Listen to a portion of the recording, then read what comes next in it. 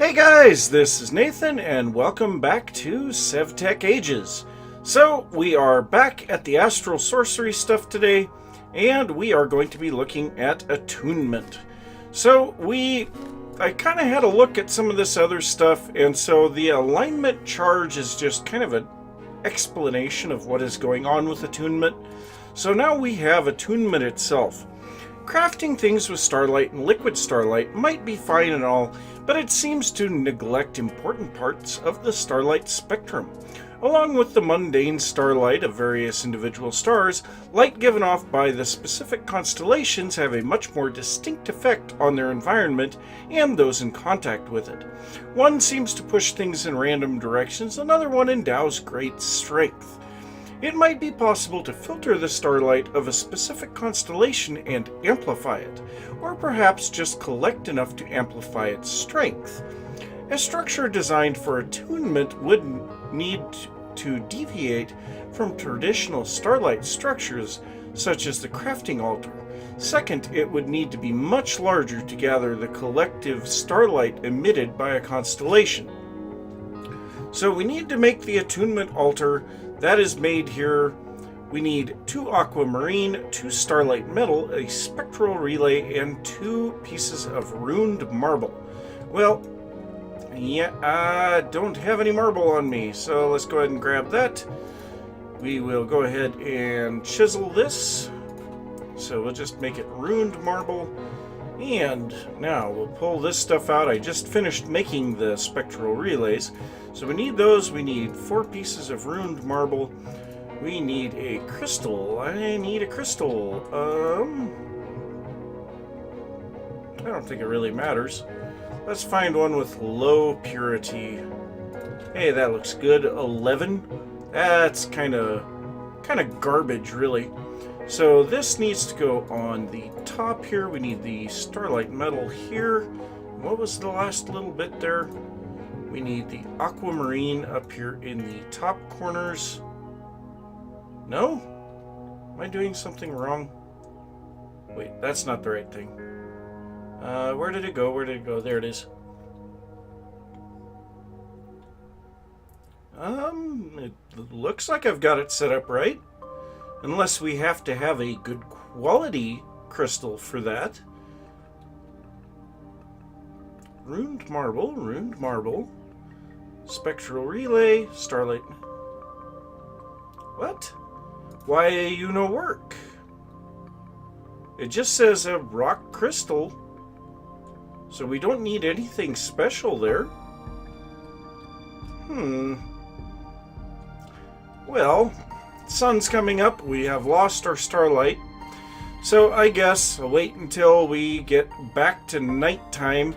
Maybe I can figure out why this is not working by then. And I'll see you guys after a little bit. Well, there we go. I think I just didn't have enough starlight in there. So yeah, I can make it with that crummy crystal that I had. So go ahead and get this made. And wow, that is really making a lot. I hope it's not changing my celestial altar. Please don't change that.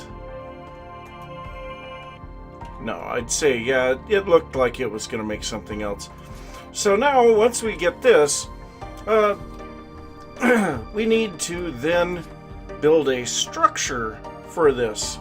So this is a huge structure. It takes 4 runed marble, 80 marble arches, 225 sooty marble, 12 marble pillars, and 4 chiseled marble. So this thing is massive.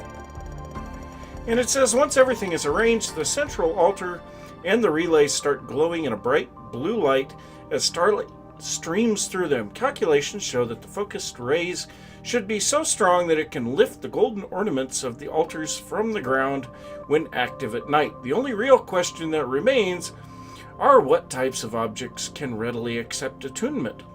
What about those rock crystals and their respective crystal tools?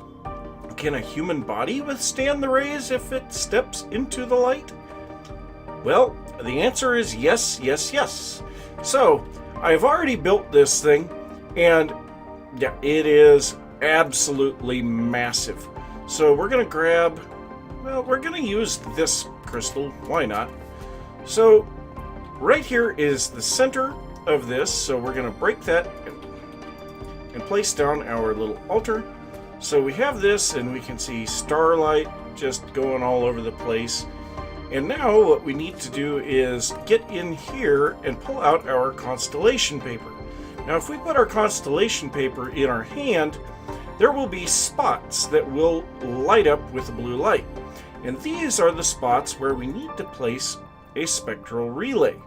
So we're going to place one of these at each blue spot, and yeah, I think I have enough of them. I'm supposed to have 7, I think. So that's how many I made. So, do I really need 8? No, I need 9. Oh, God. Really? That means I need to make more of these. It's going to be so nice when we can finally make these through Starlight infusion. So we'll make these 2. And then we need 4 of those, 4 of these. What else did we need for that? Dang it. I don't remember on the spectral relays. Yeah, marble. Some type of marble. So we'll grab 2 of those. Alright, so we have our lenses. Stop it! Jiminy crickets. So we'll get in here. We'll put our glass lenses there, marble, wood planks, and then gold nuggets, and there we go. 2 more spectral relays. And then, why do you have to open when I click? Alright, so we have that spot. Oh, okay. Well, I guess I only needed to make 1 more. So there we are. We are ready to attune something. So now how do we do this? Do we just click this on there? Or here, let's get that out of the way. So do we throw it in there? Yep, we throw it in there. Okay. So we've thrown it in there. The light is being collected by the relays and focused onto this crystal. And, ooh, pretty. Oh my gosh. Looks like a black hole or something. Oh wow, this is amazing effects. That is so freaking cool. Oh, and we got a flare. So these guys don't do anything, but you can punch them to kill them, but yeah, whatever. So now we have an attuned celestial crystal to Avitus. So if we place this down somewhere, this should be what we need to do. So we're going to place this. How do we place this guy down now? So now we need something to hold that. But before we go... Wow, 577. Yeah, we're going to go ahead and set this one in here and attune it as well. So I don't know if it's going to take a longer time to attune a larger crystal, but this one has really good purity, really good size. It's just an amazing crystal, really. And like I say, that is such a cool effect. Now, I know we can be attuned too, but these crystals with Avitus, they should cause things to grow faster around them. Well, that is pretty cool. So let's kill ourselves a demon cat here. Now, if we step in here, yep, there we go. So let's go ahead and attune ourselves. That is so cool. And the fact that it shuts down the user interface when it does this, oh, that is so cool. You know what? I might, if it makes it one more time around, I might have to get a snapshot on that. Come on, make it all the way around. The sound is kind of a little bit off because of that. Oh, yep. Take a snapshot. There we go. So, attunement. Yeah. Nice. Oh my gosh, that was bright. So we are now attuned to Avitus. And we just barely made it. Well, maybe we're attuned to Avitus. Maybe we didn't make it in time. I have no idea. It doesn't look like we have the perks. Oh, and by the way, I had to set myself to op on the server, so that's why this stuff is up here. Trust me, I won't use it. But Yeah, I don't think we made it. I think we ran out of light before then. But so yeah, now I need to figure out what to do with these attuned crystals. So I'll figure that out and I will be back. So after making our attunement altar over here, the next thing is crystal attunement.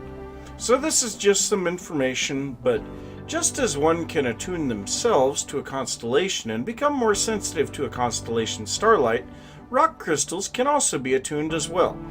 It will react stronger to that constellation and channel its effects. The application may not be immediately self-evident, but a construct that amplifies the channeling effect to be strong enough to have physical effects on the world around it could work.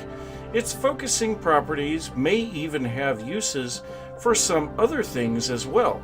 The properties of the crystal bear a striking resemblance to those documented before. The floating crystals inside some of the shrines around the world act in a very familiar manner. They seem to be very capable of collecting and focusing starlight. The crystal created seems far inferior to these shrine crystals, but certainly it's the first step in the right direction when it comes to recreating them. So yes, we are working towards the things that should have generated in the world, but the generation has been turned off. So the next step is the ritual pedestal. So just as suspected, the attuned crystal already seems almost strong enough to make its effects manifest in the world. To be actually useful, a pedestal for it with enough rock crystal to help focus another rock crystal to help focus enough starlight will need to be constructed. After giving it a first try, the rock crystal seems to get cracks like it did in the light well. To avoid that, adding some liquid starlight internally should work by filling the cracks as they appear. So we need to make this ritual pedestal. Now I've got this recipe set up in here, we're just waiting for some starlight at the moment. But so if we continue on here, we need to make this structure here. Now this takes 20 marble arches, 24 marble bricks, 1 chiseled marble, and 12 regular marble. The chiseled marble goes right under the center. Now I have already built this and I'm ready for it. But so let's go ahead and look at the next section because we're pretty well there already. Ritual acceleration.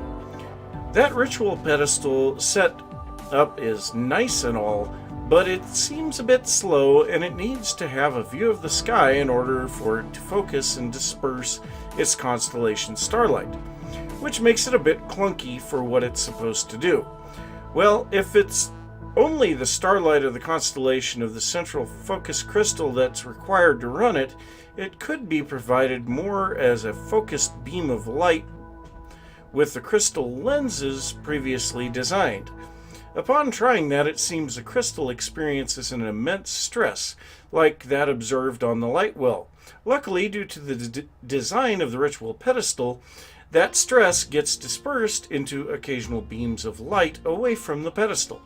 Some of those beams show a more reliable pattern, and placing crystal lenses on those places where the light reflects and linking it back onto the ritual pedestal will yield an even stronger effect. Now, to be careful not to break the precious crystal by doing so. So, that doesn't sound real good, but we have enough star power here now. So let's go ahead and make our ritual pedestal. And this should be all that we need at this point. So the next step is going to be making some attuned crystals making some collector crystals. But let's go ahead and set this down. So we have a ritual pedestal. Yeah, I have no idea what we're supposed to do with this. Okay. Well, I can't pull that back out. Okay. I hope I was meant to do that. That was my better one, too. Oh, wait, I can pull it back out. Okay. So, yeah, let's do a little bit of checking here. So what do we need to do? So I kind of want to make the celestial collectors now. Well, we already have the attuned crystal. Oh, we need some resonating gems. So Starlight infusion. Oh, God. What do we got for this? Another wonderful big mess of stuff. Well, we need some star metal ingots first. I am getting really tired of this. This is a rabbit hole from hell. Holy crap. Okay, well, let's take a look in the book and see, because really it doesn't say anything about what you're supposed to do here with this thing. So, yeah, okay, we put a crystal on it, and then what? So, is this collecting Starlight then? Let's just try something here. Let's grab some lenses.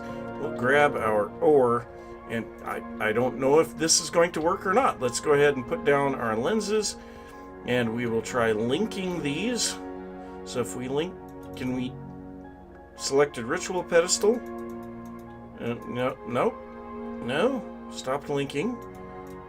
Selected lens. Link to block.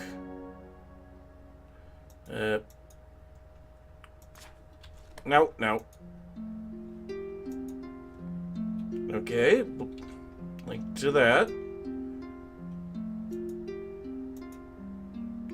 No, we can't do anything with that yet. So I'm a bit at a loss for what we're supposed to be doing with this thing. So yeah, let's just go ahead and pick this stuff back up. So I think we're going to have to go on to the next chapter, the constellation chapter, for what we need next. So we still have the celestial gateway, and this is something that I am really looking forward to. So the endless stars above form intricate constellations that guide all things. For eons, the world has drawn upon them for references in navigation and direction, finding the morrow by the night stars. It seems the stars acted as a guide for the crystal makers long ago, but in a much more literal sense. By focusing illumination and embedding starlight into a surrounding rock crystal, a base can be built to connect distant locations, even to those in another world. So, yes, this is basically a teleporter. So this is not going to be a really difficult thing to make, but once again, star metal, stardust, a whole bunch of stuff that I'm just not ready for. But after constructing a suitable structure to support the gateway and stepping into the center, the celestial alignment of all other of these gateways across the world should become evident.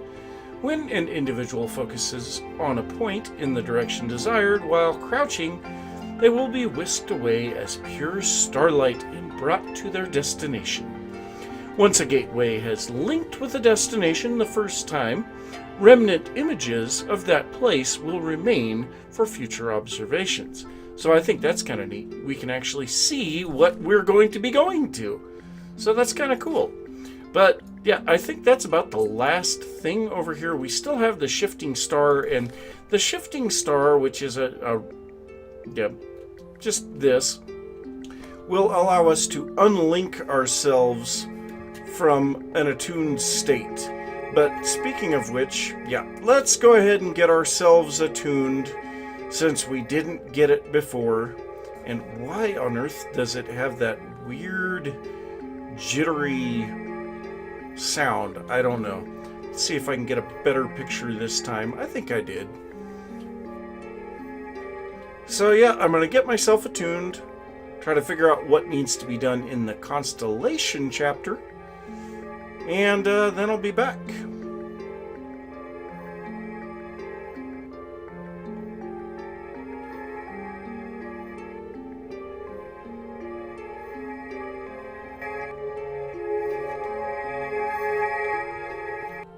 So one thing I don't think I have mentioned yet is these lines that connect all of the things in this Astral Sorcery book. Whatever direction the light is moving indicates the direction that the tech travels. So like the constellation chapter, which we are in now, starts with Starlight infusion. So I guess we'll go into Starlight infusion. Liquid Starlight's unique properties cause it to interact with certain solid materials in several very useful ways. Aquamarine gem seems to react almost violently to liquid starlight. When immersed, they almost immediately begin to absorb the liquid, vibrating and shimmering quite energetically. The result of this reaction is a resonating gem that constantly pulses with energy. This process, however, is not very stable, and the effect fades as soon as the gem leaves the liquid. So we need to make ourselves the Starlight Infuser. Now this takes some engraved marble. This is the first time we've used any of that. Some gold ingot, star metal, aquamarine, liquid starlight bucket, some chiseled marble, runed marble, and then a bunch of marble pillars. So I've got that set up in here. So we have enough starlight. Let's go ahead and set this guy off.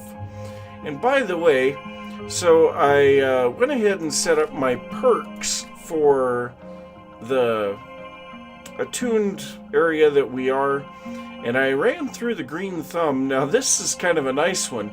Standing next to farmland, the crops grow faster. So that's kind of nice.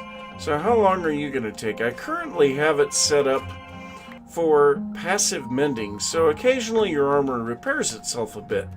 So I don't know, it doesn't really look like it. So we got our Starlight Infuser. Well, now to continue, that's not where I wanted to be. To continue on with Starlight Infusion, we need to make this structure. So however, a device specifically built to infuse liquid starlight into mundane materials should be enough to make this effect on the aquamarine persistent. Building on past designs, designing just the structure it needs should be almost trivial. The structure will need to include the liquid starlight it requires for the infusing. The infusion process can be started the same way as the altar. The process of infusing something with liquid starlight is a very energetic one, so only one item at a time can be held by this delicate device. On the upside, infusion consumes very little liquid, if at all. So we need that. I have that. So what we need to do now is fill this trough on the outside of this thing in every space with liquid starlight.